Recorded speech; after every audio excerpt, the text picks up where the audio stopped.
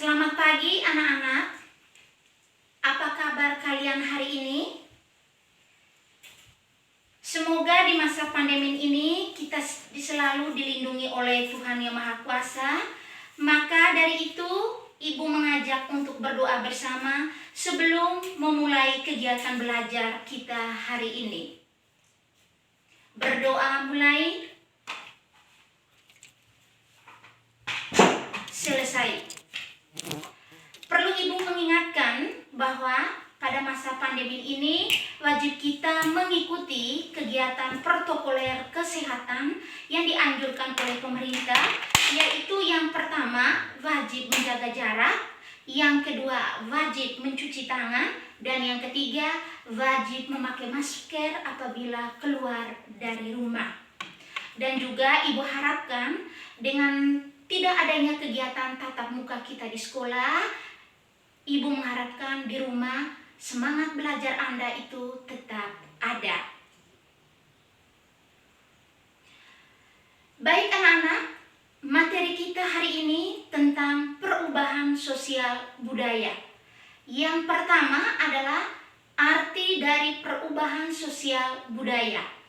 Perubahan sosial budaya adalah perubahan yang terjadi pada unsur-unsur masyarakat, baik yang bersifat materi maupun non-materi. Yang kedua adalah contoh dari perubahan sosial budaya. Yang pertama, kita lihat dari kegiatan ekonomi produksi yang dilakukan oleh masyarakat Indonesia, yaitu dari peralatan yang digunakan yang sifatnya konvensional berubah menjadi modern. Contoh, dalam hal untuk membajak sawah kita menggunakan bajak dan juga hewan. Sekarang bisa diganti dengan teknologi modern, yaitu berupa traktor. Yang kedua, perkembangan teknologi yang awalnya kita hanya gunakan berupa HP, sekarang kita bisa menggunakan laptop dan juga media-media elektronik lainnya. Terus yang ketiga, kegiatan-kegiatan ekonomi lainnya, Ibu bisa mengambil contoh. Yang pertama, dulu orang mengirimkan uang lewat kantor pos, tetapi sekarang bisa melalui bank dan juga bisa melalui media-media elektronik. Ini merupakan salah satu hal untuk mengatasi segala perubahan yang ada. Selanjutnya, Ibu jelaskan tentang bentuk-bentuk perubahan sosial budaya. Bentuk-bentuk perubahan sosial budaya dibedakan atas 3 bagian. Yang pertama, perubahan sosial budaya menurut waktu. Yang kedua, perubahan sosial menurut perencanaan. Dan yang ketiga adalah perubahan sosial budaya menurut pengaruhnya.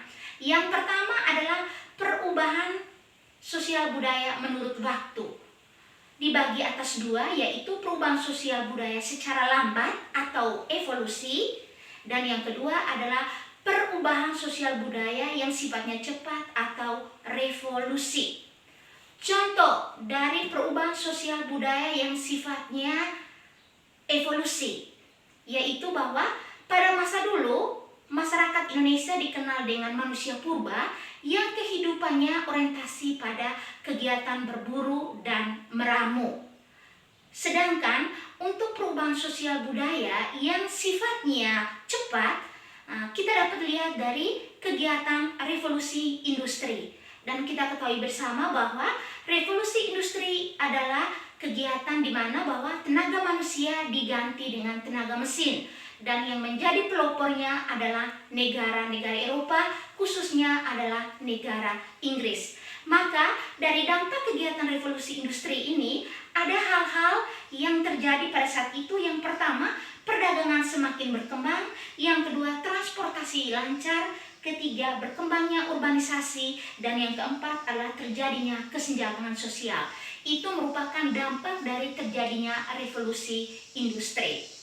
Yang kedua adalah perubahan sosial budaya yang dilihat dari pengaruhnya.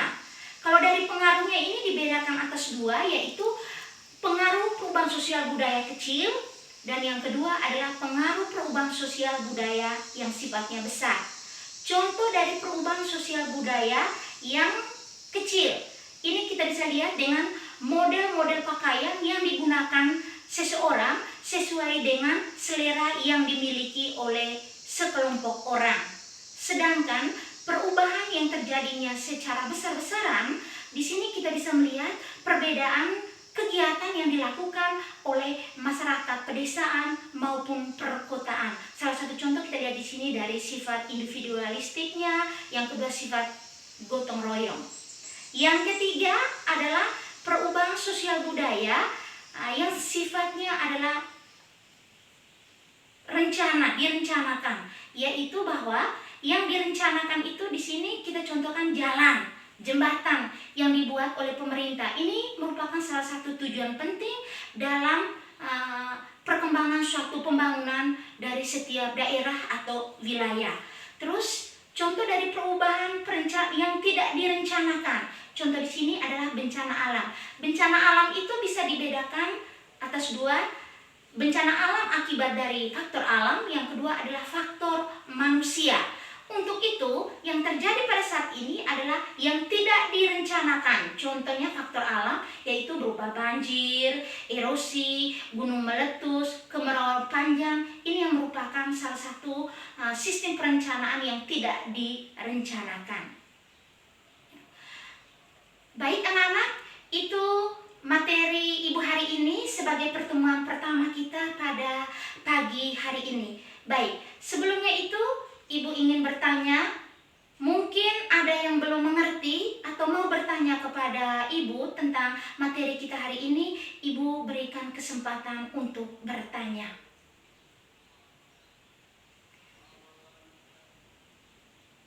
Baik, kalau memang tidak ada, selanjutnya Ibu akan menyerahkan LKPD-nya beserta lembaran jawabannya. Di sini sebelum Ibu membagikan ini, supaya kita perhatikan bersama bahwa di dalam LKPD-nya ini lembaran pertama ini soal, dan lembaran yang kedua adalah lembaran jawaban. Sehingga tugas Anda yang lakukan hari ini adalah membaca soal dan menuliskan jawaban yang ada lembar yang di belakang. Setelah itu dikumpulkan kembali pada Ibu.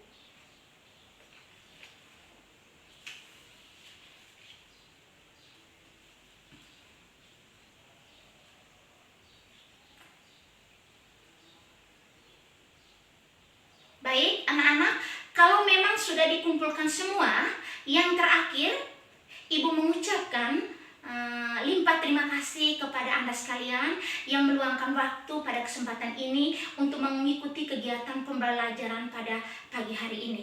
Sebelumnya, Ibu menutup kegiatan kita hari ini, diharapkan bahwa dengan masa pandemi ini, Ibu mohon menjaga kesehatan, giat belajar di rumah, sehingga apa yang kita inginkan dan cita-citakan dapat tercapai dengan baik.